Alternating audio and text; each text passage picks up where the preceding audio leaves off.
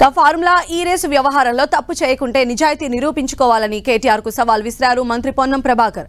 ఆర్థిక అవకతవకలకు పాల్పడ్డారని అభియోగాలు వచ్చాయి కాబట్టి ఎఫ్ఐఆర్ నమోదు చేశారన్నారు. నిజంగా మీరు తప్పు చేయనట్టయితే అది ఏసీబీ కోర్టా, సివిల్ కోర్టా, క్రిమినల్ కోర్టా ఏదైనా కావచ్చు. న్యాయపరంగా మీరు నిర్దోషి అనేది అయితే నిరూపించుకోండి. అంత ఆందోళన చెందుతూ ఎఫ్ఐఆర్ బుక్ అయిన తర్వాత శాసనసభలో చర్చ చేయమని అడుగుతా ఉన్నారు. ఇదే అంశం ఒకవేళ మీరు మొన్న బిజినెస్ అడ్వైజరీ కమిటీలో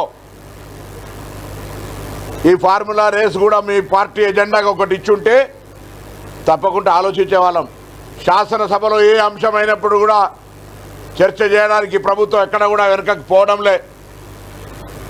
ఒక్కొక్కసారి తెల్లవారుజాము 3 గంటల దాకా కూడా శాసనసభను నడిపినటువంటి పరిస్థితులు ఈ తెలంగాణ ప్రజాపాలన వచ్చిన తర్వాత తెలంగాణ ప్రజలకు కనబడతా ఉంది.